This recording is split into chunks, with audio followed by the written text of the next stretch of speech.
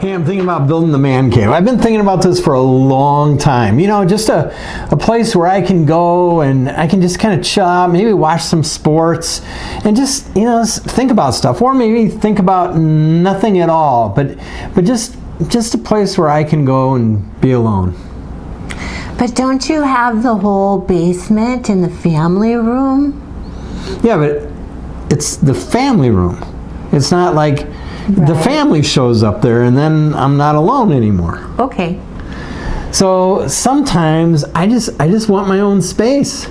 It's interesting, the term man cave only kind of came into vogue in kind of the last decade or so. It was first recorded in the 1992 book, Men Are From Mars and Women Are From Venus. Remember that? I remember that. It was written by John Gray. And here's what he wrote in that book. He said, a man becomes very quiet and goes to his private cave, hence term man cave, to think about his problem, mulling it over to find a solution. When he's found a solution, he feels much, much better. If he can't find a solution, then he does something to forget his problems, like reading the news or playing a game. So this brings us to the fourth need for the husband, which is peace and quiet. In his book, His Needs, Her Needs by Willard Harley, he describes this as domestic support. However, in today's world, we have more equal sharing of household duties, as both of the husband and wife, they tend to both work. So this doesn't negate the need for a man to have some alone time. Sometimes to think he needs to be alone. So think about this. Wasn't there a DIY network show devoted to just man caves? I loved watching that show. You know, there are times when Kurt just needs to go to his shop and putz. I don't know what he's doing down there. I don't know if he's being productive. He might be fixing something, or sometimes he's just thinking. So I know that when he's ready to talk about something, if it's on his mind, he'll talk about it or he won't. Yeah, and so it's interesting. There's some research that suggests an average woman notches up 20,000 words in a day, which is about 13,000 more than the average man.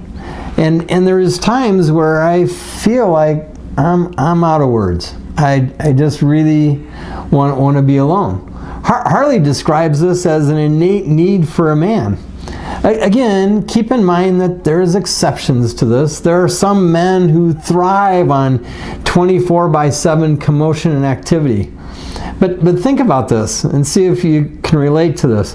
Have you ever gone out to dinner maybe with 2 or 3 or maybe 4 other couples, and a woman gets up to go to the bathroom and all the other women get up and go with her? And why is that? Because they want to keep the conversation going. They only may be at 15,500 words, and they got about another 4,500 to use. So might as well use them all on the way to the bathroom. When a guy stands up to go to the bathroom, all the other guys look at him and go, "Good luck," and don't go with him. And so there's a huge difference here. Yeah, there are some women that need some alone time, and that's why God made huge oversized bathtubs. But in general, men who really thrive on constant commotion are the exception. Much, much more. Men need some alone time. They need some peace and quiet, and they kind of need a man cave every now and then. So, wives, to be clear, this can cause some angst. When Kurt and I were first married, if he needed some quiet time to be alone, I thought, oh gosh, there must be something wrong with me. And I'd get all nervous and anxious and feel insecure. But as I learned about this, that it was just a need of his, that he needed to have time to relax, to unwind, to be alone, to think, it became a lot easier for me, and I could relax about it. And I could realize that, gosh, not everything is about me. Well, normally it is, but in this case it wasn't. So husbands, here's some questions for you.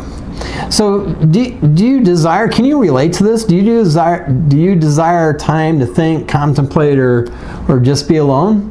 And do you think your wife understands this? Question 2, Have you tried to explain this need to your wife, and was she receptive? And then question 3, do you use your alone time as an escape from your problems that you need to face? Or do you use it to refuel and refocus and face those problems and solve them? And wives, here are some questions for you. Number 1, when your husband wants to be alone, do you feel insecure about it or concerned?